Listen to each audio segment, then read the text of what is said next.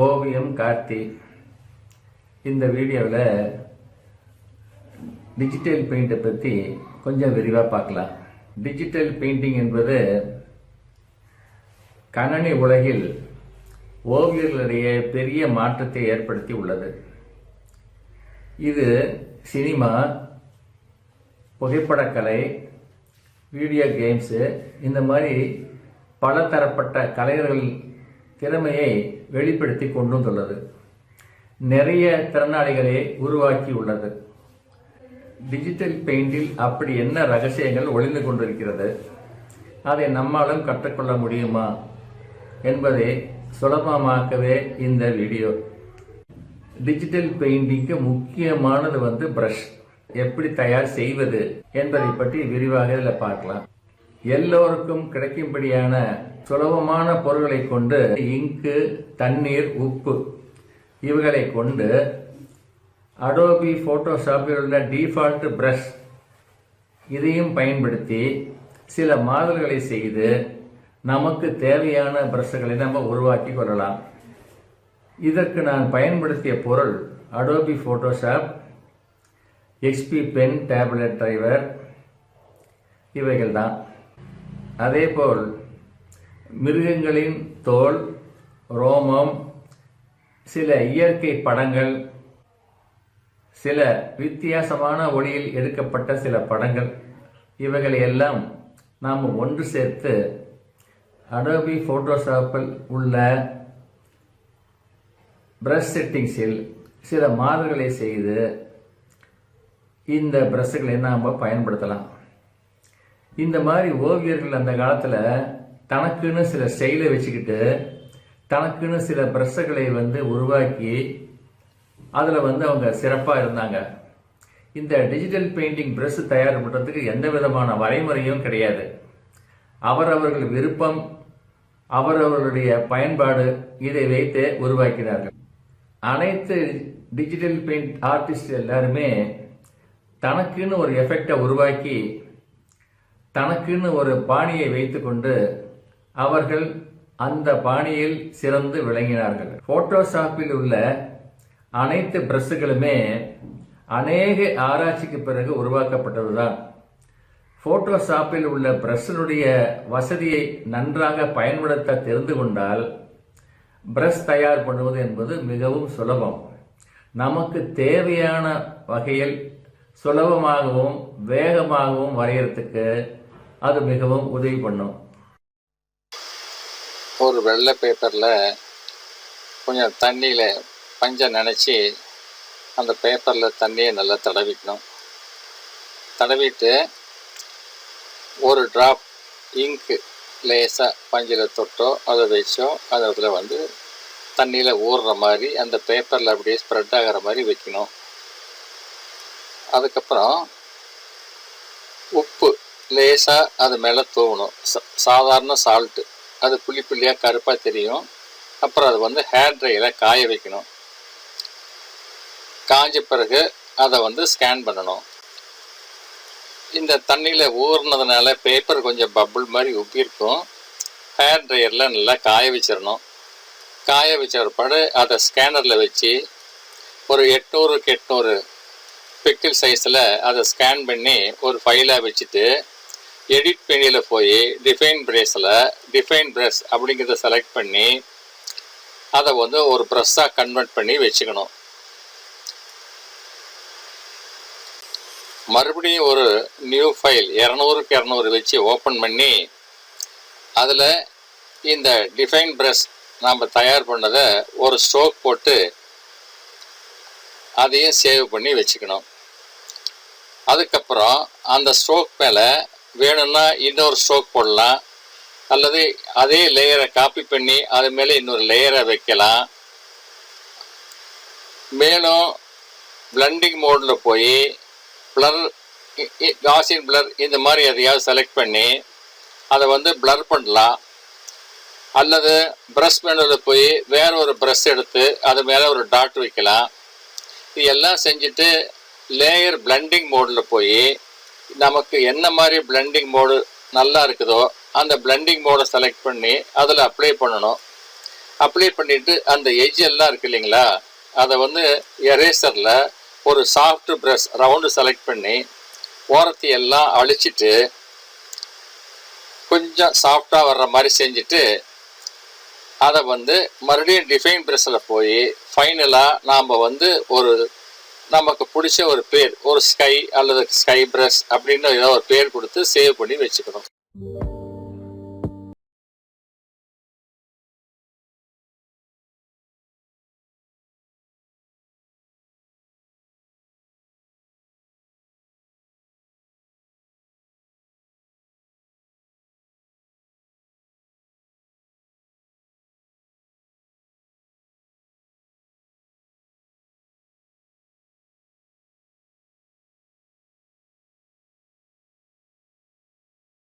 கொடுத்துருக்கோம் இல்லையா, அதை வந்து ஒரு ஸ்ட்ரோக் போடலாம் அல்லது ப்ரஷ் ப்ராப்பர்ட்டியில் போய் அதில் நிறைய ஆப்ஷன் இருக்கு.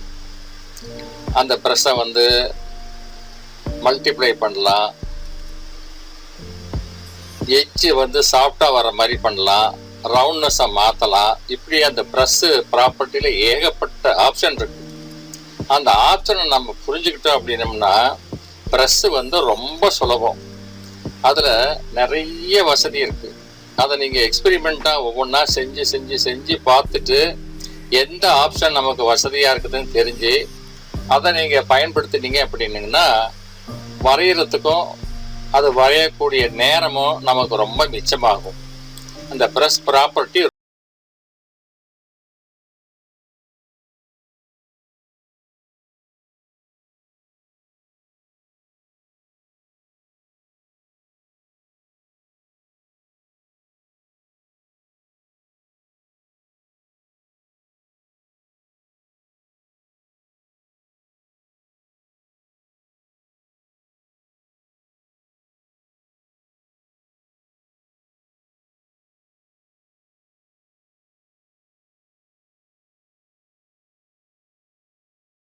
பிளாக் அண்ட் ஒயிட் ஃபைலில் செஞ்சு பார்த்தோம் இல்லையா, அதையும் ஒரு ப்ளூ கலர் பேக்ரவுண்ட் போட்டுட்டு இப்போ நாம் செஞ்ச ப்ரஷ்ஷை கொஞ்சம் ஒய்டாக பெருசாக வச்சுக்கிட்டு அந்த ப்ரஷ் ஆப்ஷனில் போய் கொஞ்சம் அந்த லைட் அண்ட் டார்க்லாம் மாற்றி ப்ராப்பர்ட்டியில் போய் அட்ஜஸ்ட் பண்ணிவிட்டு மேலே இப்போ இந்த மாதிரி ஸ்ட்ரோக் போட்டிங்கன்னா ஒரு பியூட்டிஃபுல் ஸ்கை எஃபெக்ட் கிடைக்கும். இதெல்லாம் வந்து நாம் அந்த தண்ணி உப்பு இதெல்லாம் வச்சு செய்ததுனால அந்த கிரேடியன்ட்டு சாஃப்ட்னஸ் எல்லாம் பாருங்கள், இந்த ஸ்கை எவ்வளோ அழகாக நேச்சராக வருதுன்ட்டு. இந்த மாதிரி நம்ம ஒரிஜினல் ப்ரஷ் தயார் பண்ணுறது வந்து இந்த மாதிரி சின்ன சின்ன டிப்ஸை யூஸ் பண்ணி பண்ணோம்னா பார்க்குறதுக்கு ரொம்ப அழகாக இருக்கும். அதே மாதிரி ப்ரஷ் ப்ராப்பர்ட்டியில் உள்ளுக்குள்ளார ப்ரஷ்ஷோட டிப்பு பலவிதமான ஷேப் இருக்கும். அந்த டிப்பை நீங்கள் செலக்ட் பண்ணி அந்த ஸ்ட்ரோக் எந்த மாதிரி வருதுன்னு பார்த்துட்டு, உதாரணத்துக்கு அது ஒரு இலை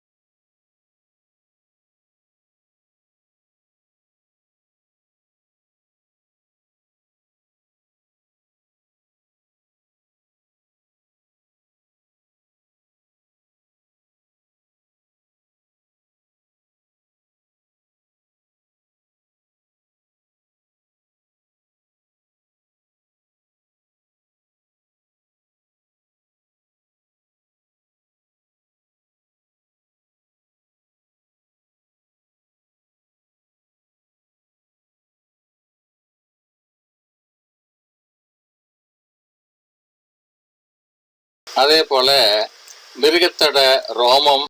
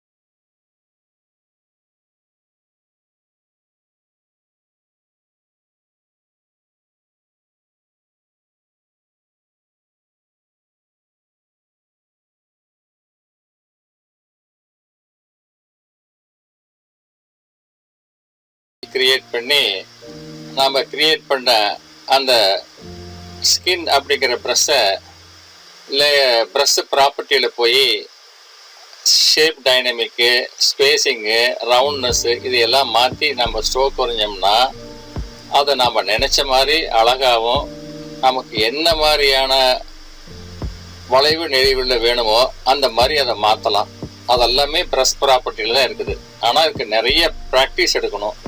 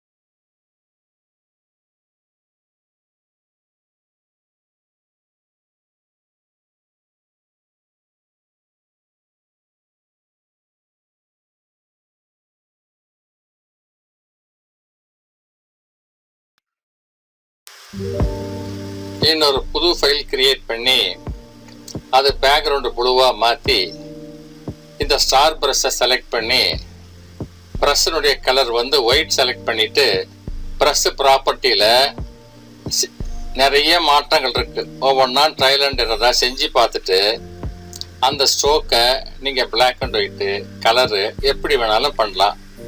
இப்போ அதே ஸ்ட்ரோக்கை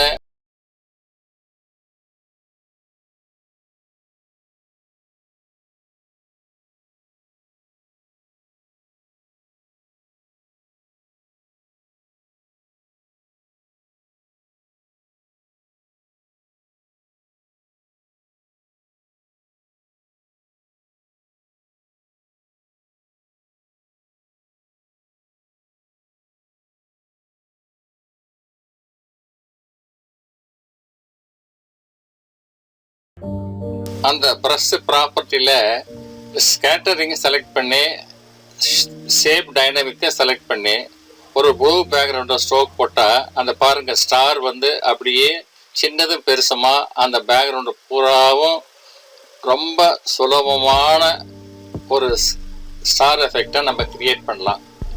எவ்வளோ அழகாக வருது பாருங்கள் அந்த ஸ்ட்ரோக். இந்த ஸ்டார் ப்ரஷ்ஷை வச்சுக்கிட்டு நாம் ஒரு அழகான பெண்ணுடைய புகைப்படம், அதில் நிறைய ஜுவல்ஸ் நகையெல்லாம் நல்லா அழகாக இருக்குது. அந்த ஜுவல்ஸ் எல்லாம் ஜொலிக்க வைக்கணும் அப்படின்னம்னா நம்ம கேமரா முன்னாடி ஸ்டார் ஃபில்டர் போட்டு எடுப்போம். அதுக்கு பதிலாக இந்த ஸ்டார் ப்ரஷ்ஷை செலக்ட் பண்ணி வேணுங்கிற சைஸுக்கு ப்ரஷ்ஷுடைய சைஸை செலக்ட் பண்ணிக்கிட்டு ப்ரஷ்ஷுடைய கலர் வந்து ஒயிட்டில் செலக்ட் பண்ணி அந்த கரெக்டாக அந்த நகையில் எங்கே வருதோ அந்த இடத்துல கரெக்டாக ஒரு ஸ்ட்ரோக் அல்லது 2 ஸ்ட்ரோக் போட்டிங்கன்னா அந்த ஸ்டார் வந்து தனியாக அப்படியே ஜொலிக்கிற மாதிரி இருக்கும். ஒரு தனி லேயரில் செஞ்சுக்குங்க இதை. எப்போ தான் அந்த லேயர் ஒப்பாசிட்டியில் நம்ம வேணுங்கிற மாதிரி அந்த ஸ்டாரினுடைய ஒப்பாசிட்டியை மாற்றுறதுக்கு வசதியாக இருக்கும். அந்த ஸ்டார் பாருங்கள், நம்ம மேலே அடித்தோன்னே கரெக்டாக ஒரு 2 ஸ்ட்ரோக் போட்டால் நல்ல பிரைட்டாக வரும், சிங்கிள் ஸ்ட்ரோக் போட்டால் லைட்டாக வரும். ப்ரஷ்ஷை பெருசும் சின்னதமாக மாற்றி நம்ம இடத்துக்கு தகுந்தபடி ஸ்ட்ரோக் போடலாம்.